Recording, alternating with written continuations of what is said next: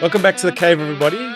Rich and Janet are in the cave with us today, and they're going to explain to me why RSS feeds are important for podcasts. I haven't heard of RSS feeds since the internet was young and I was younger. And I heard it the other day. Somebody was talking about RSS feeds. I think it might have been Rich. Probably me. I love an RSS feed. You love an RSS feed.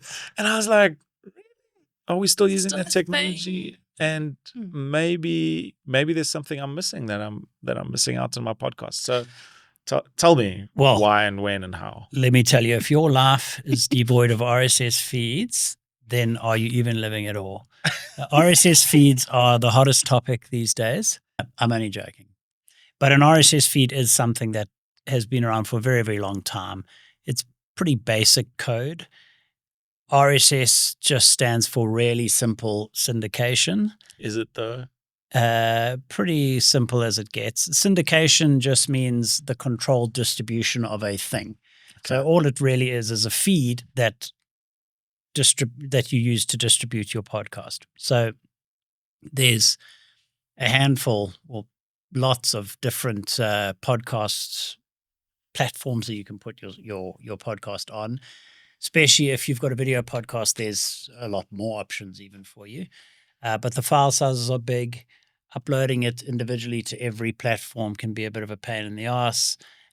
So what you generally do with a podcast is have a hosting service.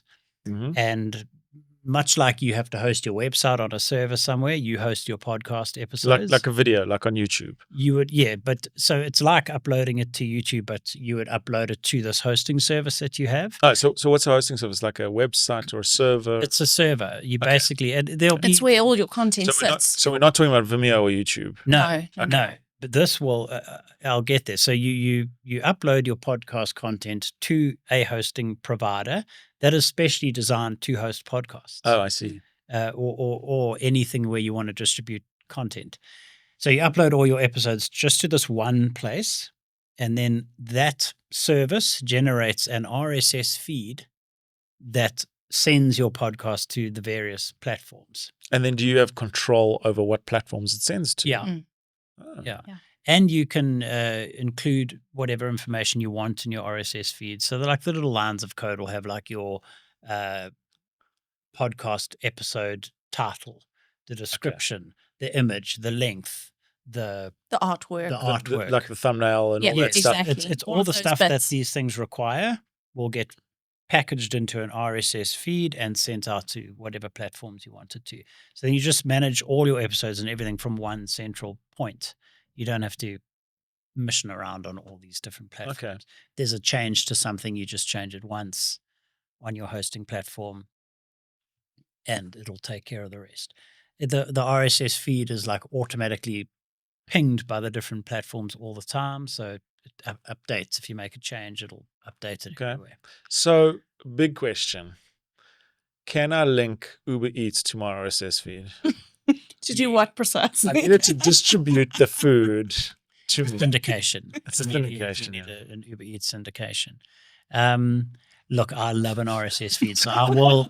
so I will look into this for you. Okay, so but the jokes aside, RSS, really simple, robust technology. You host your content in one place, create an RSS feed on that platform, and it spreads it around. And you don't need to write this RSS feed. It'll just make one for you. Is it a service you pay for? Obviously? Yeah. There's loads. There's some with free offerings and stuff, but you pay for it because the other thing with video is like you pay for these services to process lots of video and it takes up a lot of space.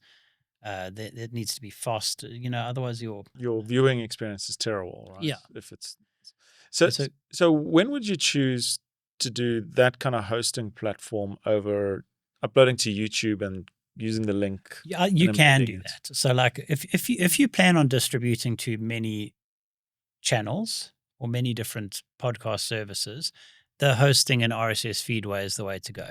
Okay. If you're just going to put your thing on YouTube and then put cut downs on social media, which probably what most people would end up doing in South Africa, you can just upload them direct to your YouTube channel.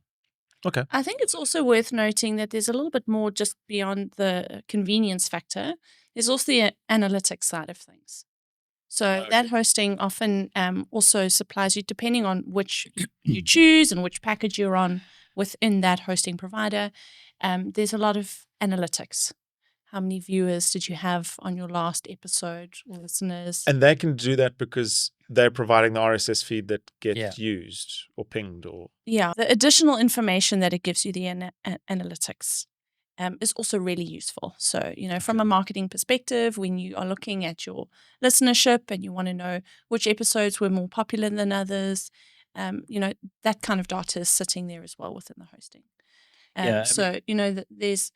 There's the convenience factor, but, obviously uploading to each platform is painful. Yeah.